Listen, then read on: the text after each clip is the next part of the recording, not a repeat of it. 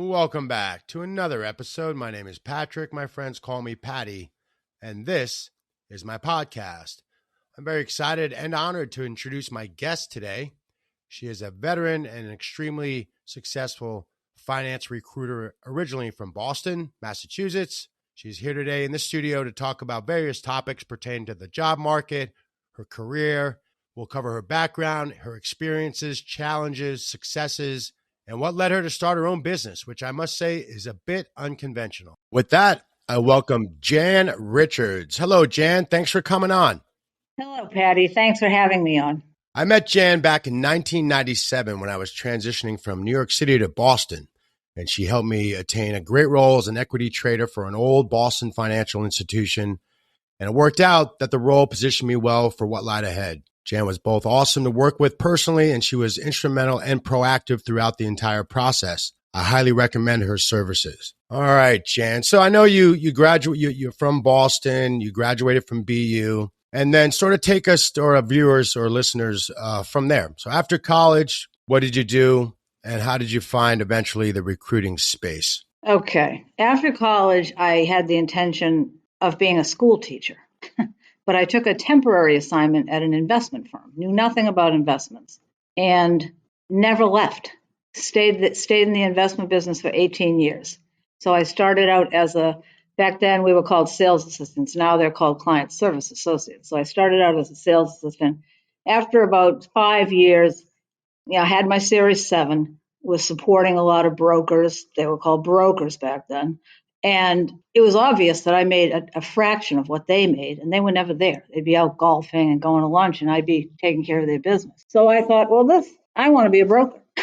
So I did eventually become a broker. Bear Stearns hired me. It was a very rigorous, difficult process. I mean, the manager actually came right out and said, women can't make it in this business, which only motivated me. Which only, you can't say that today, obviously, but he did. That motivated me more. I wasn't leaving there without that job. So I did get it. And that's how it all began. I started out in Bear Stearns' boardroom. And the training was, go sit next to that guy. And, it went well. I was the only woman in the boardroom. So that was interesting. And then in Boston, there was excuse me, Jan. When you say the boardroom, what do you mean exactly when you say the boardroom? I think that our viewers could mistake that for meaning something else. What do you mean there? Well, it was an open architect setting, so there were no cubicles. It was wide open. Oh, structurally, physically, okay, yeah, understood. Yeah. I had a desk made, and we shared what was called a Quotron at the time, and so the training was back. Yeah. So the training was go sit next to him, listen to him, and I got called into the manager's office maybe a month later. He was outraged because I hadn't opened up any accounts. I had qualified leads, but opened no accounts. And he was going to fire me, but then I managed to open a bunch of accounts, and it worked out. And just to make a long story short, Morgan Stanley had their eye on me because I was one of the few brokers in Boston. So they recruited me to their 125 High Street office. And I went, but I didn't like it there. And the reason I didn't like it, Morgan's a good firm. But the reason I didn't like it is they put me in an office, and I don't thrive in an office. I like competition around me. So I finished out my 2 year. You had your own office. I understand. Correct. Okay. Yeah. I was a VP. I was in my own office. I went to the manager. I said, I want to be in the boardroom. He said, you can't be in the boardroom. You're not a rookie. So I stayed for 2 years. I had a 2-year deal. And then I left and was sitting there thinking, what am I going to do next? Now, Jan, real quick, was that the institutional side or retail? Not that it matters much. Well, retail, private client. Private client. Okay. High net worth clients. Okay. Understood.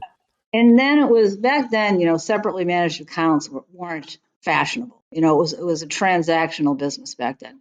Clearly, sure. we were pitching blue chip stocks, but it was transactional. Right. Okay. So now you leave and you're wondering what to do next. I leave Bear, I get recruited to Morgan. I quit Morgan, and I'm sitting there saying, okay, now what are you going to do? So it just occurred to me, well, you're good at sales. You understand investments. I'll staff the investment business. So I interviewed at a few staffing firms in Boston, and I was hired at a firm that's been around for a long time in the Back Bay. Combination. A recruiter sent me to that temp assignment, which landed me in the investment business. Right. But the reason why I chose staffing, because I thought, well, where can I make a lot of money? Where can I have the biggest impact financially for my career? And I enjoyed sales and was good at sales. Bear Stearns had the best training on the planet. Sure. And I knew the street. So I thought I would staff these investment firms. I mean, I know what it takes to work at most firms, and it's not for everybody. So for me, it was a very easy transition. All right. So now you're how many years in that space now with Bear Stearns altogether? And now you're with the recruiter. How long you been on the street? 18 years in the investment space, and then maybe another 18 in the staffing space. Okay. And so then take us through what the recruiting side was like. What was your first impression of that business? Oh, I thought it was great. I would call companies, I would call into mostly broker dealers at the time because I didn't know much about the buy side, and which is, your Wellington Managements, those type of firms. So I would call into the broker dealers. So you worked for both. You represented both sides, the buy side and the sell side in Boston? Well, in 2008, when the market, I want to say blew up, but when the market took a dive, the broker dealers weren't using recruiters anymore to save money. So I had to build a book on the buy side, but I started off on the sell side. And most of the managers in Boston knew me. They knew me as JR. So when I called and said, I'm not a broker anymore, I'm staffing investment firms, I want to work with you, they were all up for it because they knew me and they knew I would understand the jobs, which is a big part of being a successful recruiter. I mean, you can't really staff a job for, let's say, a compliance officer if you have no idea what they do. So it was a seamless transition for me. Now take us through, what were the challenges back then? How has the business changed? What was it like, 20 years ago opposed to now? Or, just take us through that whole process. What was the name of that firm? So the first recruiting firm that you landed on after Morgan Stanley was? Fanning Personnel. Fanning Personnel. Okay. That's where you and I met. That's correct. That is correct. Mm-hmm. Back in 1997. Correct. It was a busy firm. I remember our interviews. People were flying all over the office. Phones were ringing constantly. Right. Well-known firm. It was the good old days. Right. Highly regarded, privately owned, lovely family from Wellesley. It's a great firm. It still is a great firm. But they're still around. Absolutely. I think it's in the same office, same building. The 20 Park Plaza. Yeah. Cool. So, I mean, it was easy for me. I was calling up companies, opening accounts. I was on a team of maybe 25 with 25 other recruiters. We'd collaborate. If I had the job and somebody had the talent, we could put it together and, close a deal. Split the commission. Right. The challenge I had initially was I don't know. I heard terms in that business I had never heard before. Like what? The word polished. I mean, polished. Are you kidding me? The polished to me was the guy that came in and shined our shoes at Bear Stearns.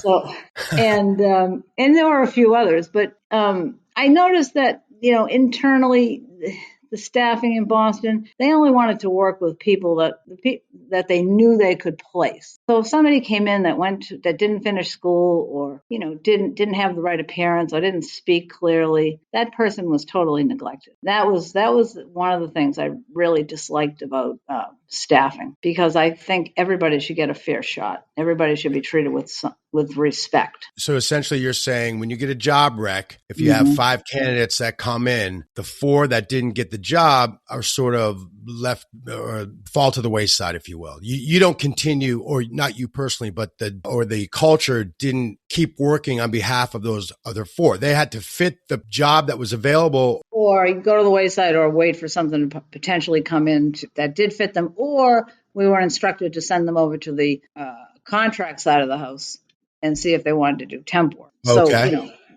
if they were really in need of a job. Correct. So, that was my initial experience. The candidates back then were easier to work with. They understood that they had to dress well. They spoke well. This was before everybody texted. So they understood the English language. It's so true, though. They had writing skills. They followed instruction. Right. They didn't feel entitled. They just wanted the right job at the right firm. So I called it professional matchmaking, really. Yeah, I mean, that's a good way to describe it. So now let's drill down on that a little bit. I'm just curious. I have a curious mind. So you said the candidate 20 years ago. So in my era, when we met, 1997, compared to now. So you're saying folks now they can't write, they don't care what they look like, and they want like a 4-day work week. Give me some details of the typical candidate today. Candidate today probably says the word like in a conversation with me 25 times. Track of it, and I say to them, you said like 25 times. And they say, what do you mean? Well, you said it was like fun. And I want to know, was it fun or was it like fun? You can't keep saying like. It's inarticulate. If you want to talk to clients, you have to stop. And it's something you're going to have to work on. That's the candidate today. I feel badly sometimes for the parents because they spend all this money on their child's education, and then they come out and they just can't. The career centers are not role playing with them and teaching them how to interview. They're telling them what they have to do, but they're not practicing. They're not coaching them. Not at all. So for somebody to answer the question, tell me about yourself, they get freaked out. And so that's one of the things I do is work with everybody, everybody. It doesn't matter if you're a fresh grad or you're 10 or 20 years in work. You have to have a good elevator pitch, and it never changes. So it's pretty simple. So why do you think that is, though? Why are kids less prepared when they're coming out of college? Yeah, I mean, those are things that we just prepared for. I mean, I remember graduating and, you got to be ready for the first interview, get the new suit or the best suit on, emphasize that your work ethic, right? Those are all things that really mattered on top of the intangible stuff as well. And that just doesn't exist. And you think that's all social media? Just they don't have there's no accountability with the kids today, or? I think there's a lot of entitlement. I think they're spoiled. Yeah. They have everything they want. And like I said, a lot of people most young people are texting. And they're texting in abbreviations. So to carry on a conversation, it's difficult. And I don't blame them. They're not stupid, but they're programmed.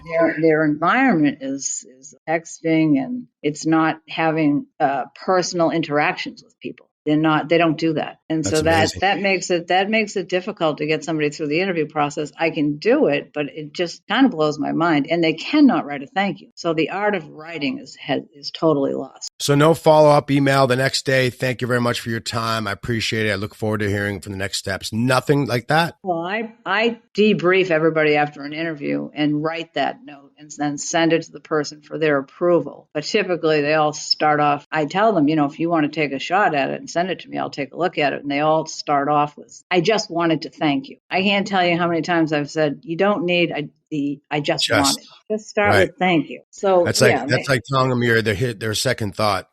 Correct. So it's not a problem because I write them and they provide me with the feedback from the interview. I ask them, is there a question in the interview you wish you answered differently? And if they say yes, I find out, what it was, what they would have said, and that can be sort of corrected, if you will, in a follow-up note and get them to the next round.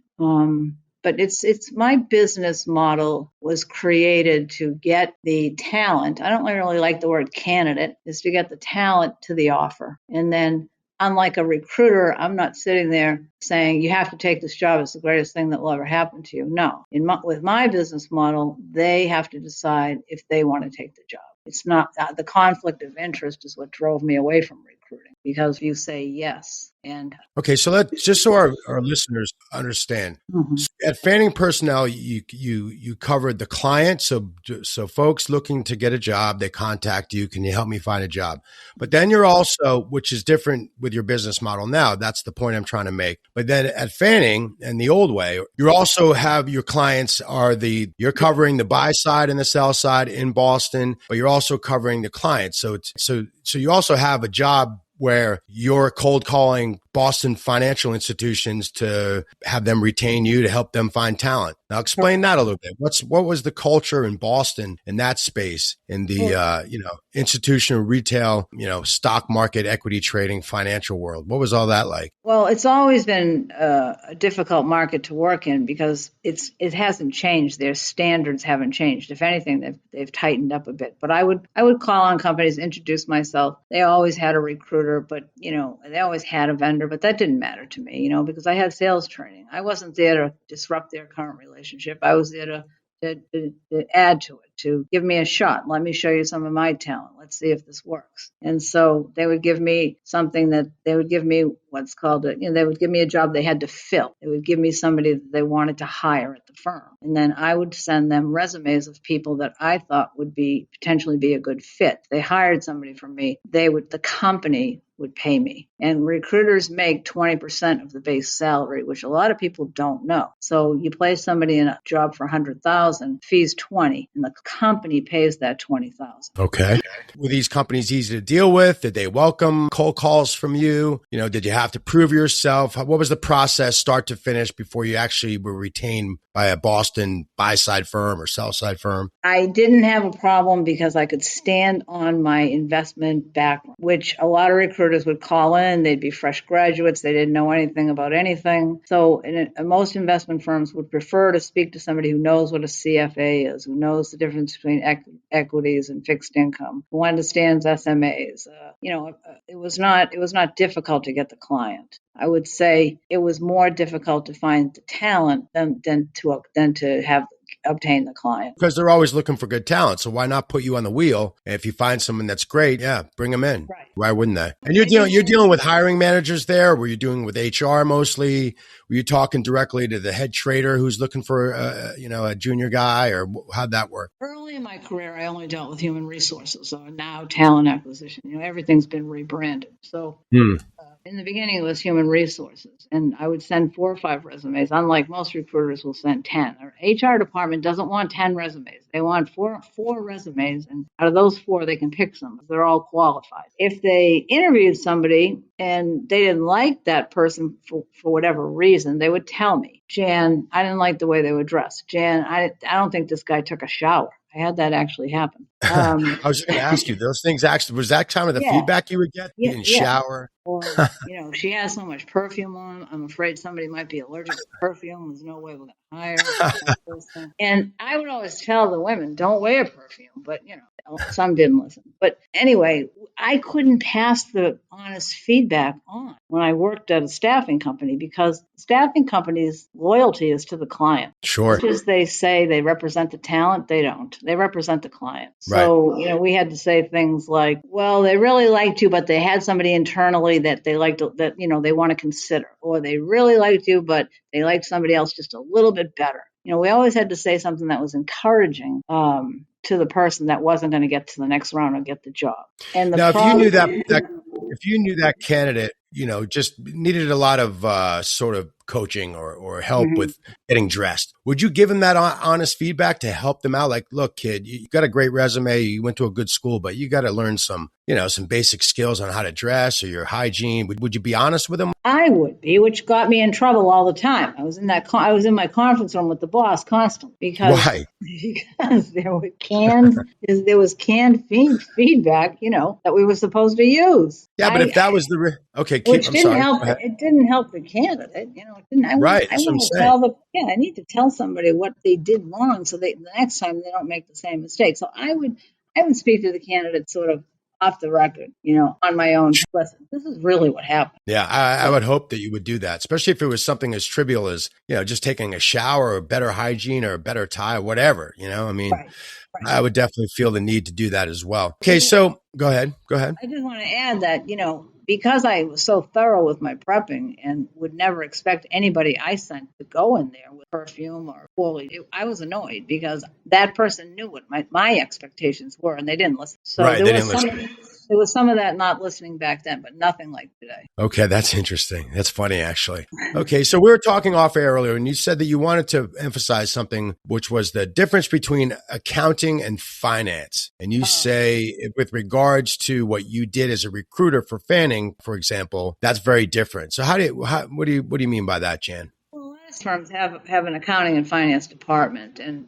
the accounting and finance departments, they place revenue accountants. I never even knew what a revenue accountant was. The only accountant I work with is a fund accountant or senior fund accountant, somebody who understands redemption, capital calls. But finance and accounting, investments should stand alone. It's not part of finance and accounting. Finance and accounting means you're placing a cost accountant at a consumer goods company. Okay. So I specify that I'm a financial recruiter. I don't like the umbrella finance and accounting. Okay. Well, thanks for clearing that up. So now you moved around a little bit, right? You moved down to New York for a few years. You were down there during 9/11, and then your mom passed away. Sorry about that. And you picked up and moved to Chicago. What was Chicago like? Chicago was it's a beautiful city. I love Chicago, but it's a melting pot of Midwesterners, which I didn't know. So, people say, "Are you a type A personality?" I say, "I'm type AA." So, I really didn't fit in there. I just was too fast. I was too fast. I moved too fast. I talked too fast. I worked too fast. So I was in a boardroom of people that, were moved rather slowly, and that's not me. Fortunately, there was one guy who went to UConn who was from Long Island. He was my desk partner. So that saved Ally. me. Yeah, we were the same. So but it wasn't a good fit for me. A lot of the companies I would have liked to have covered, like Citadel, who's now left Chicago, and Right.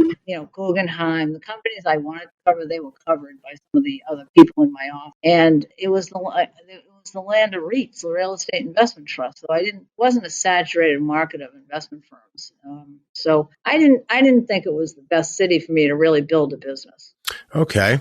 Now, so you leave Chicago, you're back in Boston, and now this is the time when you sort of reinvent yourself, and that's when Search Group 500 starts. Now, how'd you get the idea for that? And, let's dig right into Search Group 500 after you return from Chicago back to Boston. I just want to back up, if I may, just to tell you that Sure. I did quit my job in 2001 to get out of my non-compete because I always wanted my own company. So I went to New York because it was 60 miles of 6 months. So that's why I went to Manhattan.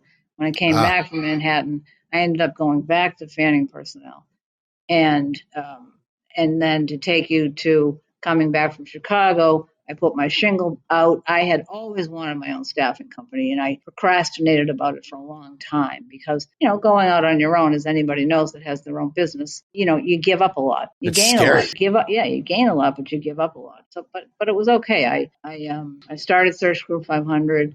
I have a friend in New York who's a marketing design person. He built my first website for me. I came up with the name. He came up with the logo. And people wanted to do business with me. So I couldn't have a lot of clients. My clients were companies now. I couldn't have a lot of clients. So I kind of cherry picked the brand names in Boston so I didn't have to explain to the talent that it was a good firm. They hopefully had heard of it. So so just so we understand, so Search Group 500 was not covering the client, meaning the institution, and the potential job or the job seeker. It was just one side, right? Correct? Initially, Search Group 500 was just like any other staffing company. It got paid by the company and it got people jobs. It was a traditional staffing company, except I didn't have a team behind me. Understood. Okay. And how did that go? Did the institutions that were working with you in the past, did they welcome you back? Was that easy to open those doors after being away from it for a while? It was easy, and they did welcome me back. And I'll tell you a funny story.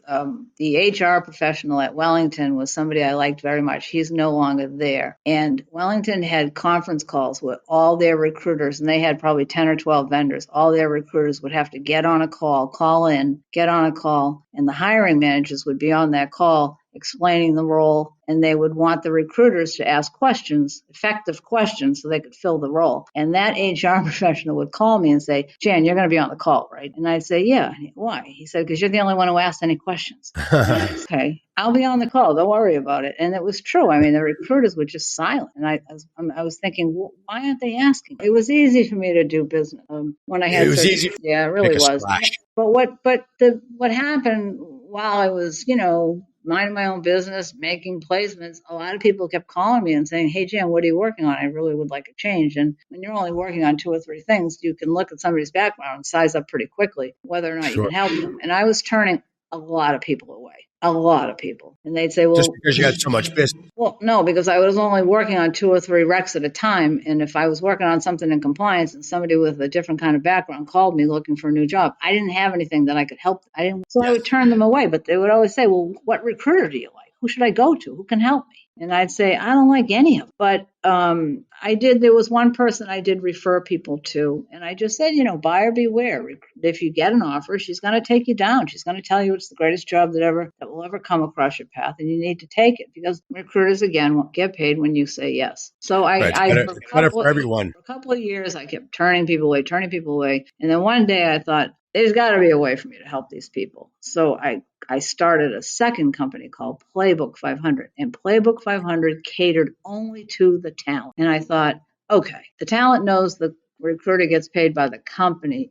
Is that person going to pay me? So I floated the business model out into the Boston staffing space, if you will. And it blew up. It took off. People liked it. They liked the fact that I could coach them and get them to the offer, and there wasn't a lot of pressure, and I could do their resume. I could build out their LinkedIn profile. I did all the writing. I did all the follow-up. I made sure that they did everything properly so they would get to the offer. And I got to a point after a couple of years where that business was thriving so much. I had Search Group 500, which was a recruiting company, and I had Playbook 500, which said, hey, you don't need a recruiter.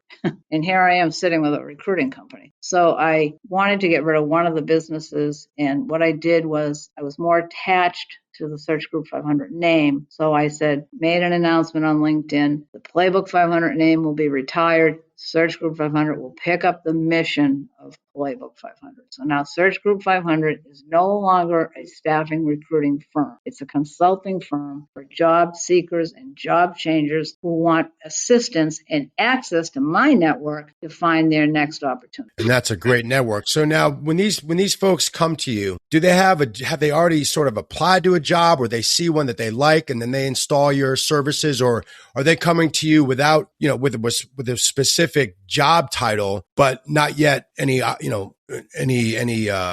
offers in that space? Do they come to you, you clean it up, you help them, you coach them, and then with your contacts, you reach out to those companies and they create a job for that person, or a little bit of both? What's the typical? Some of that. Most of them come to me after they've tried to get a job and they're so frustrated they can't take it anymore. And they've used a recruiter. The recruiter sent them on an interview. The recruiter, told them they weren't getting the job, but they never got a reason as to why. They got some fluff reason. You're not a good fit. And they just kick you to the curb. Yeah, most people that come to me are just so frustrated with their job search, because it can be frustrating. So they come to me and they haven't had offers. They're really just trying to find something, and they keep hitting the wall. And it's my job to find out why. Why are they hitting the wall? Where are they going wrong? What are they doing wrong? So I can identify that and then get them over that hurdle so they can get an offer. Do you get a lot of folks, or any at all, that have current jobs that they're unhappy with? I do. My hours are 10 to 10 by appointment. So if you're at work, you can't look for a job, obviously. So I've had people, I tell them, go home, have dinner, play with your kids, go to the gym, do whatever you want to do. I take my last call at 9 p.m. So that's terrific. That's really smart. So I'm available in the evenings, which, I don't think there's a lot of that out there either. No. Absolutely not. I mean, unless it's a favor that they will grant you. Hey, I got to talk at 7. Can you do that? Yeah, no. I like I said, 10 to 10 by appointment. And if you need me at night, so be it. But I'm very proactive. If somebody needs me on a Saturday or Sunday, I'll talk to them. With Search Group 500, do you have how big, tell me how you've grown that company from start to finish, with that changed model where you're just working for the job seeker, how has it grown? Do you have employees? Is it just you and that's it? Do you have assistants? Tell me about the company. It's just me. I do my own marketing. It's mostly now referrals. I'd say most of it is referrals, because so many people have used the service at this point. They know it works. It's been battle tested. So most of my business, like I said, is a referral. Marketing, I do my own marketing. I have a YouTube channel. I learned how to use a software called Doodly.com, which makes these pretty cool videos. And I use Tom Brady as my sort of face of the company, which is. Do you know Tom? I do know Tom. Yeah. He was my Well, neighbor for let's talk 3 years. about that. Obviously, a lot of Pats fans, football fans. Let's dig into that a little bit. How do you know Tom, and what's your relationship like? He lived next door to me for 3 years in the Back Bay, and I Oh, saw no way. him. I saw him, and I was outside. I'm taking my trash out when I met him first, and Oh, that's great. he said to me, I looked up and I saw him, and it was like an out of body experience. And he looked at me and he said, "I'm Tom Brady," and I said, "Yeah, I know." And he said, and he was there That's a checking on. great response, though. I know, right? So he was there checking on a build out they were doing. He bought a 6,000 square foot unit and they were doing a build out, and he was there to check construction. Said to me, "Listen, don't tell anybody you saw me and that I'm going to be living here." I said, "I get it." I said, "I have a cousin who is in the NHL, and I respect professional athletes' privacy." So he said, "Well, who's your cousin?" And I said, "Mike Madonna." And he said, "Well, I know Mike." He said, once that happened, he trusted me, he liked me, and the rest is history. So I use his image to promote my company because I believe he represents, work ethic, strategy, winning. He's everything I want in a person, in the talent. Yeah. You can't do better than Tom Brady as the face of your company. When he retired, Patty, I thought, oh, people will call me saying, "What are you going to do? You still going to use him?" And I said, yes, I'm still going to use him. He's still the Of GOAT. course. So I was very happy Absolutely. I was very happy when he came out of it. Yeah. But no, I bet he would be okay if you just continued. Why wouldn't he? I don't think he'd have a problem What with does he it. care? I think it's so funny because I don't think I think I would have heard from somebody by now if he had a problem Oh, with it. yeah. I really Oh, he don't think. probably loves it. Yeah. No, that's great. That's a great story. Got any more of those stories, Jan? Oh, goodness.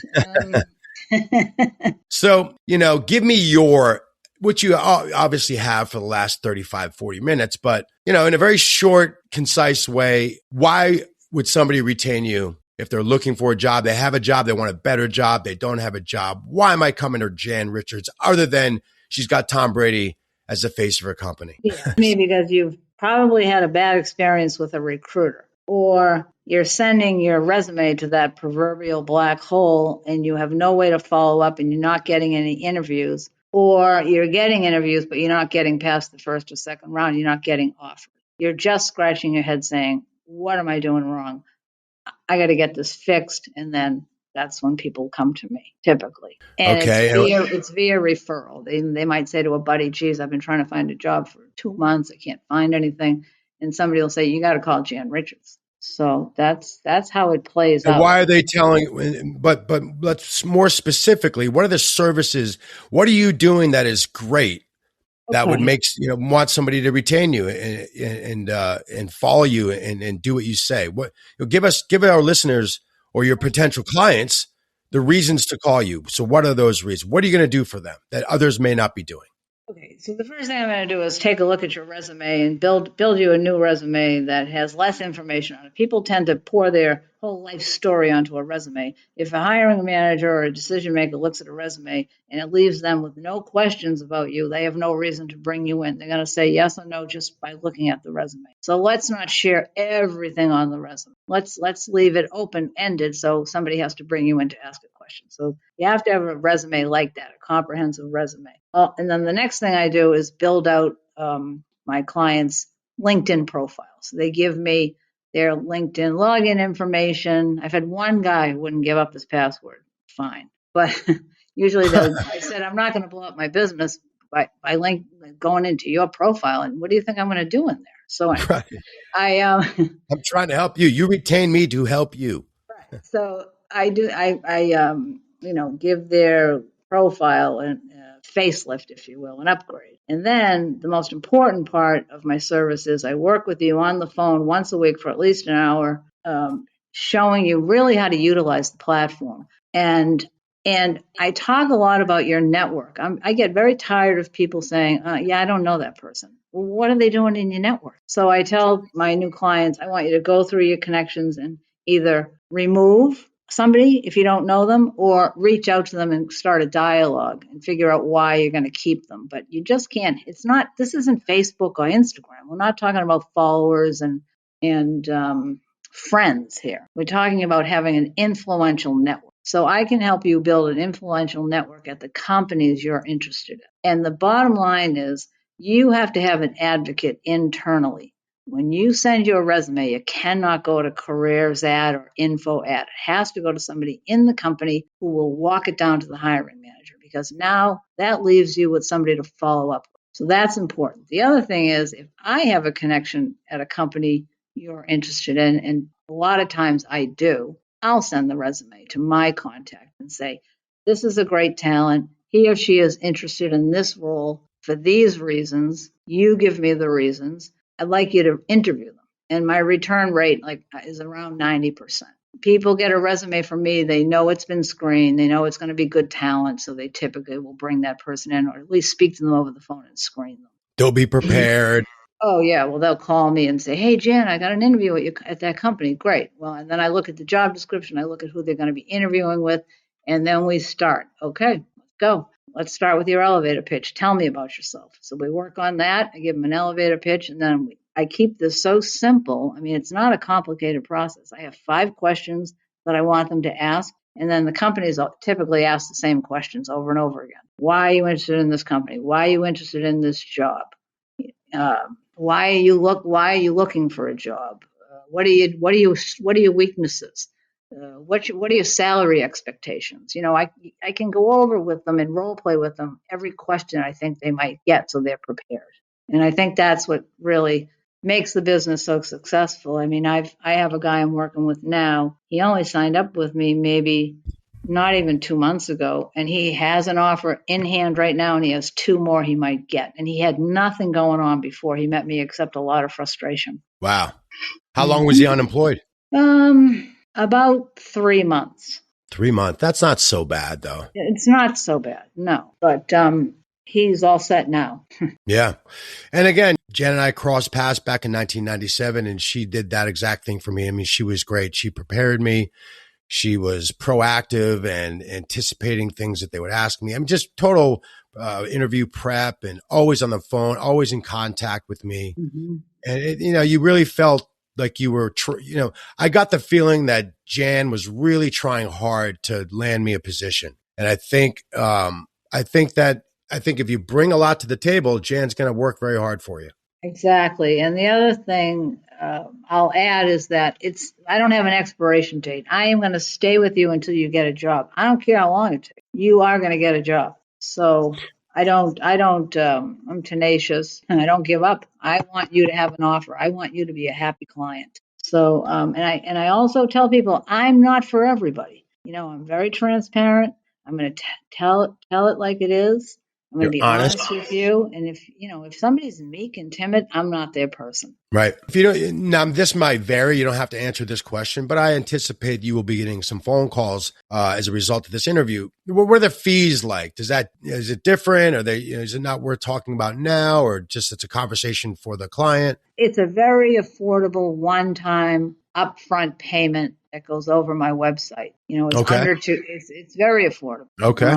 I don't advertise the price, but trust me, you can afford to invest this much into your job search. And then because it's not a lot of money up front, and because I'm making so much less money than if I had, stayed being a recruiter, right? I have built in a success fee on the back end. So once you find the right opportunity and you're happy, you know how hard I worked.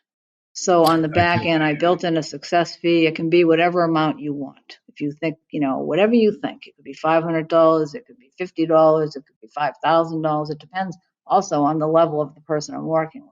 Obviously, a guy who lands a job with a $250,000 base with total first year comp of $500,000, he's going to give me a better success fee than somebody that, stepped into an $80,000 job. So, but it's a great structure. Because if I keep the upfront payment low, so people will sign up. If you charge too much upfront, people won't sign up for it, especially in this economy. So it's very affordable. Yeah, you can't guarantee. You're not guaranteeing anything. You're just going to guarantee them that you'll work your butt off and use your contacts to get them the job. Right. But yeah, no, I understand. I also will tell somebody if I see their resume and I don't think I can help them, I'll tell them that. I don't want them to pay me. I don't want people paying me unless I think I can actually get them a job. You'll look at it and say, I can't help you, Right. Thanks for reaching out. I'll send you here. I'm sure you have contacts as well on that other side where you could send candidates that would be a better fit, so on and so forth. Not so much. You don't do that. That's right. Earlier you said that you don't like recruiters. No, I really don't. So what do you do with a person who wants to retain you, but you don't have a fit? Just thanks, but no thanks? Well, I give them some advice as to what they can do to improve their resume, what they can do to improve their LinkedIn profile, and at least send them off with something useful. But right. yeah, it doesn't happen that often. But if somebody's been out of work it doesn't even matter. I can't even say if somebody's been out of work for 3 years because that doesn't matter. They can still get a job. I can't give you a specific example of somebody I turned down, but the bottom line is if I don't think I can help you, I'm not going to take your money. The bottom line is that you're honest with people. That's the bottom line. And you don't get a lot of that these days.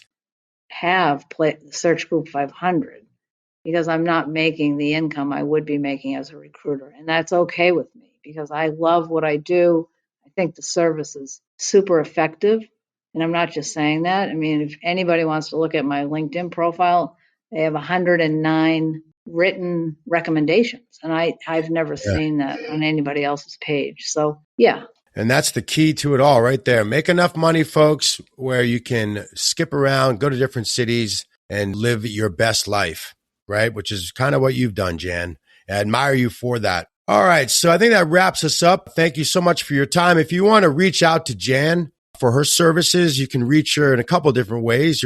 Her phone number is 617-895-7540. Her email is jr@searchgroup500, all one word, searchgroup500.com. And her website is searchgroup500.com. And LinkedIn as well. And you just, Jan Richards, they'll come right up. And you'll find out, you'll be able to read her testimonials, look at her background. And again, this concludes our interview with Jan Richards today. Thank you so much, Jan. I really appreciate your time. As always, thanks for listening. My name is Patty, and this is my podcast. Thank you, Patty.